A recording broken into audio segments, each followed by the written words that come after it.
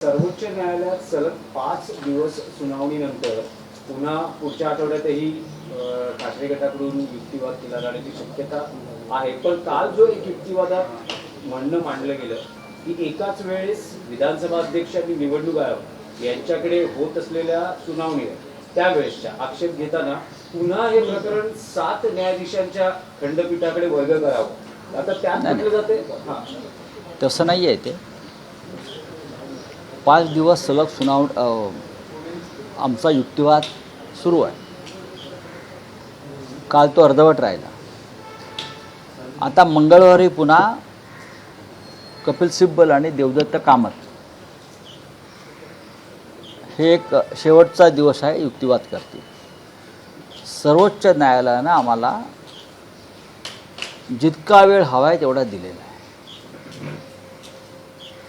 तुम्ही जो म्हणताय तो अपात्रतेचा वेगळा विषय आहे. आता जो युक्तिवाद सुरू आहे तो युक्तिवाद पक्ष आणि चिन्ह या संदर्भात निवडणूक आयोगानं जे शेण खाल्लेलं आहे, जे आमचा पक्ष आणि चिन्ह अमित शहा आणि निवडणूक आयोग ह्यांनी एकत्र येऊन पार्टनरशिपमध्ये शेकडो कोटी रुपयांना विकलं. आमचा पक्ष आणि चिन्ह विकलं मिंदे गटाला. त्याचा आकडाही सगळ्यांना माहिती आहे. हे काही धर्मादाय काम नाही आहे ना. हे धार्मिक काम, धर्मादाय, हिंदुत्वाचं नाही. अमित शहा आणि निवडणूक आयोग या दोघांनी मिळून शेकडो कोटी रुपयाचा व्यवहार करून शिंदेबरोबर, मिंद्यांबरोबर आमचा पक्ष, बाळासाहेब ठाकरेंचा हिंदू हृदय सम्राटांचा पक्ष आणि चिन्ह धनुष्यबाण हे मिंदेला विकलं. भ्रष्टाचार हा सगळ्यात मोठा. तर त्याच्यावर युक्तिवाद सुरू आहे की निवडणूक आयोगानं कसा भ्रष्टाचार केला, संविधानाची कशी हत्या केली, नियमांचं कसं उल्लंघन केलं, ह्याच्यावरती हा युक्तिवाद सुरू आहे. याच्यामध्ये पुन्हा अपात्रतेचा विषय आलेला आहे. अपात्रतेसंदर्भात धनंजय चंद्रचूड यांच्या नेतृत्वाखालच्या खंडपीठानं काही निरीक्षणं नोंदवली. तेव्हा ते घटनापीठ होतं 7 जणांचं.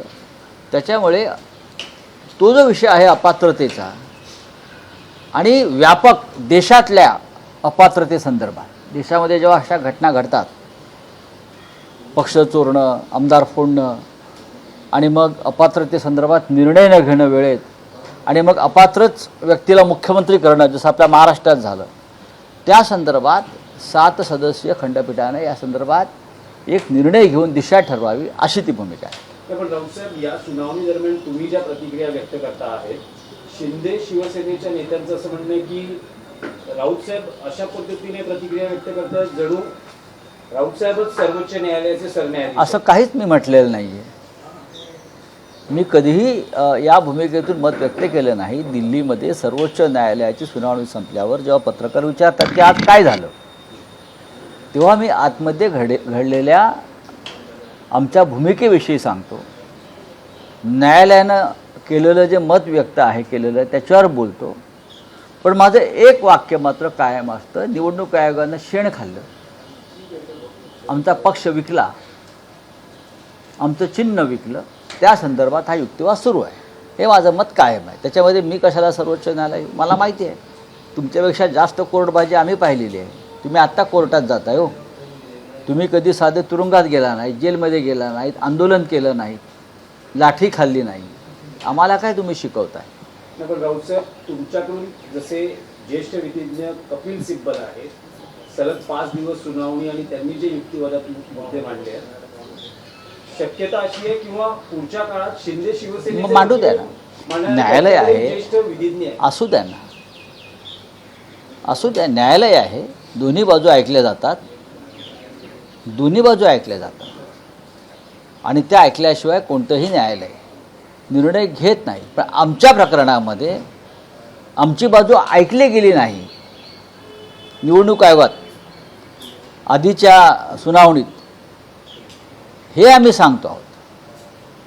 आणि जे वारंवार म्हणतोय निवडणूक आयोगाने शेण खाल्लं, निवडणूक आयोग विकला गेला, आणि त्याने आमचा पक्ष आणि चिन्ह विकला शेकडो कोटींना.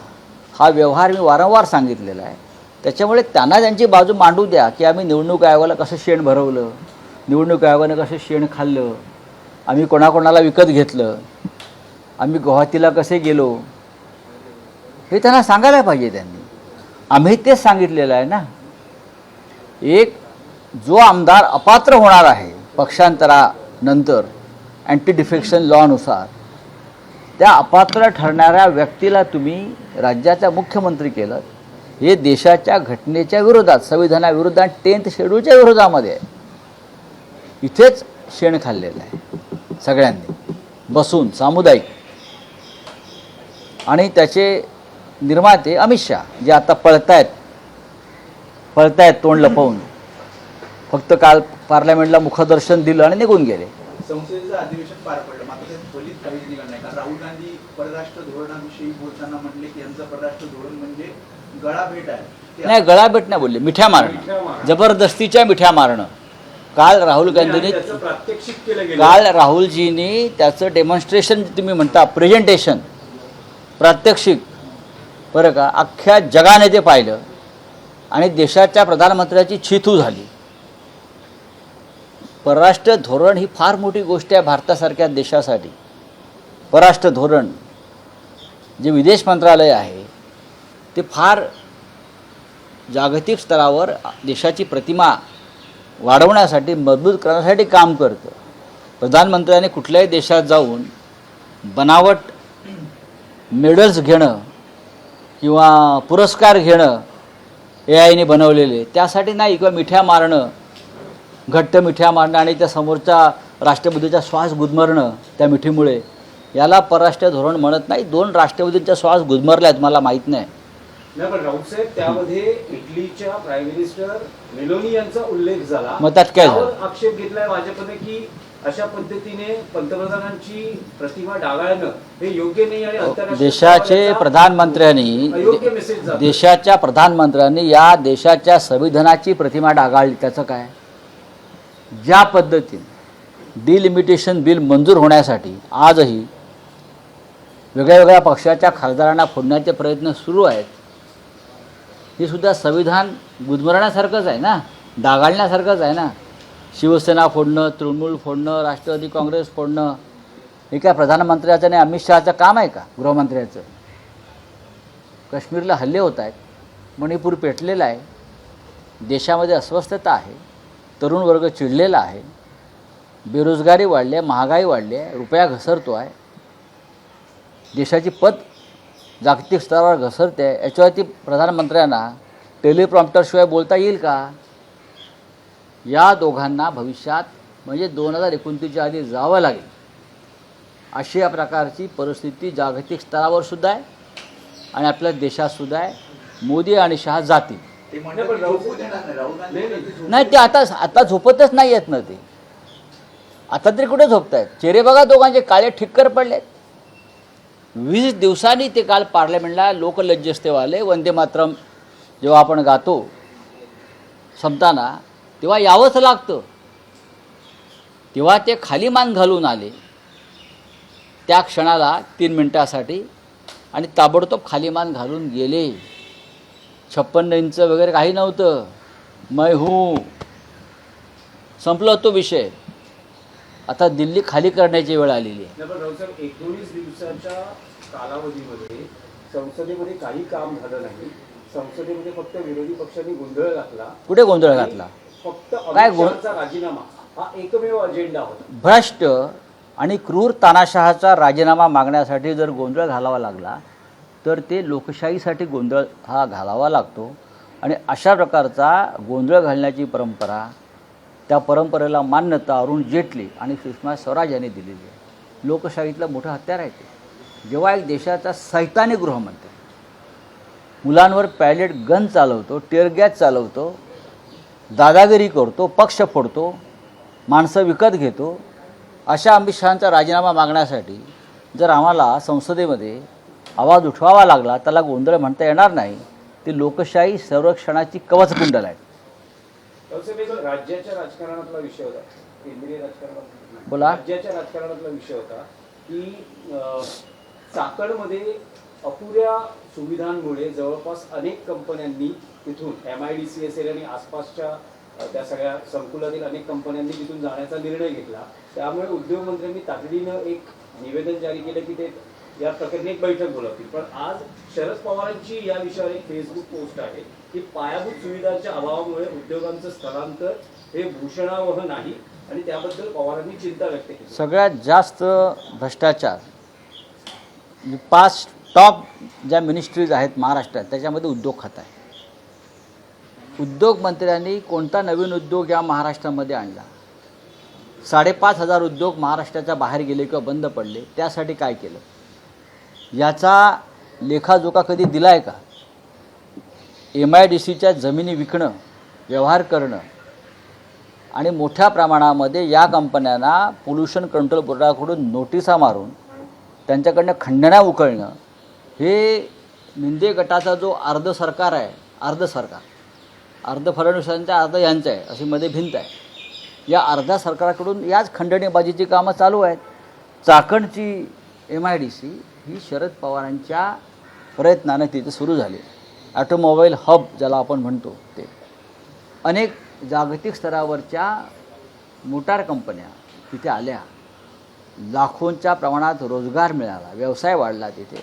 आणि आज तिथे कोणत्याही पायाभूत सुविधांच्या अभावी जर कंपन्या बंद पडत असतील, निघून जात असतील, त्याची जबाबदारी सगळ्यात आधी आहे या राज्याच्या मुख्यमंत्र्यांची. काय करतायत ते? उद्योगमंत्री नंतर राज्याच्या मुख्यमंत्र्यांची जबाबदारी सगळ्यात आधी आहे. ते मोठ्या मोठ्या गोष्टी करतात ना, इन्व्हेस्टमेंट आली, गुंतवणूक आली, अमुक आली, प्रगतीपथावर आहोत. गडचिरोलीसारख्या ठिकाणी खाण मालकांनी, खाण उद्योजकांनी जो उच्छाद मांडलेला आहे तो सुद्धा उद्योग खात्याच्या किंवा मुख्यमंत्र्यांच्याच अधिपत्याखाली येतो. 1500 लोक तिथे ठार झालेले आहेत खाण उद्योगांच्या ट्रकखाली किंवा वाहनाखाली. काय करतात मुख्यमंत्री? पावसाळ्यात महिला वसतिगृहामध्ये बऱ्याचशा सुविधा यापुढे आहेत. पाणी नसल्यामुळे शौचालयाही जाता येत नाही, अशा प्रकारची सुविधा आहे. मंत्रालयाच्या अगदी बाजूला असलेल्या चर्चगेट येथे ही वसतिगृह. सामाजिक न्याय विभाग काय करतो आहे? तो सामाजिक सोशल जस्टिस मिनिस्ट्रीच्या अंडर येतं ना ते. म्हणजेच ही सगळी खाती जी आहेत भ्रष्टाचाराने बरबटलेली, ही डेप्युटी CM मिंध्यांच्या नेतृत्वाखाली आहेत. म्हणजे हे जे अर्ध सरकार जे आहे मिंध्यांचं, त्यांचीच आहेत ना. उद्योग खातं, सोशल जस्टिस असेल, नगरविकास असेल, रस्ते असतील, हे अर्ध सरकार बरखास्त केलं पाहिजे. अर्धवट सरकार आहे, बरखास्त केलं पाहिजे. शिंदे शिवसेनेतले एक मंत्री आहेत गुलाबराव पाटील, जळगावमधील एका कार्यक्रमात असं म्हणाले की मी जर गोळा राहिलो असतो तर आतापर्यंत भाजपने मला खाऊन टाकलं असतं. हां, मग अप्रत्यक्षरित्या गिरीश महाजनांकडेच त्यांचा रोख आहे. नाही, मला माहिती नाही. सर, राहुल गांधी ने कहा है कि बीजेपी और RSS जोकर है. हाँ, BJP तो जोकर है ही. और 2 बड़े जोकर बड़े पद पर बैठे हैं ना. और वो कैसे जोकर है, किस लेवल के जोकर है, ये जंतर मंतर पर बच्चों ने दिखाया है. आपने देखा होगा देश को क्या मिला. मोदी जी के और अमित शाह के लीडरशिप पे जो सरकार चल रही है, बताइए देश को क्या मिला. धार्मिक उन्माद मिला है. धर्म के नाम पर जो आप देख रहे हैं, जो चल रहा है, सिर्फ हिंदू मुसलमान, बस भारत पाकिस्तान. जंतर मंतर पर एक घोषणा मुझे बहुत अच्छी लगी. घर में बाप की चड्डी फटी है, घर में चूल्हा नहीं जल रहा है और ये मोदी मोदी कर रहे हैं. घर में बाप की चड्डी फटी है, फटी हुई चड्डी है बाप की, घर में चूल्हा नहीं जल रहा है और मोदी मोदी नारे दे रहे बच्चे. ये स्थिति है देश की. अगर RSS अपने आप को राष्ट्रभक्त संगठना मानती है तो सबसे पहले मोहनराव भागवत जी ने, सरसंघ चालक है परम पूज्य, उसने दिल्ली में आकर खुलेआम एक पत्रकार प्रेस कॉन्फ्रेंस लेकर मोदी और शाह की पोल खोलनी चाहिए. और ये भागवत साहब का भी जिम्मेदारी है देश के तरफ देखना और देश में जो चल रहा है उसके लिए आवाज़ उठाना. सर, राहुल गांधी ने एक और बात की है कि हक करना ये विदेश नीति है. क्या अभी सहमत हैं? ये विदेश नीति मोदी जी की है, देश की नहीं है। देश के विदेश नीति लगभग 80 साल से हम देख रहे हैं पंडित नेहरू जी से, और आज तक बहुत फ़र्क हो गया है। 10 साल में विदेश नीति ख़त्म हो गई है।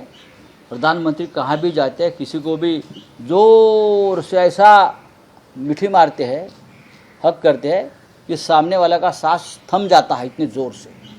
1-2 राष्ट्रपति का तो श्वास थम गया था, मालूम है आपको।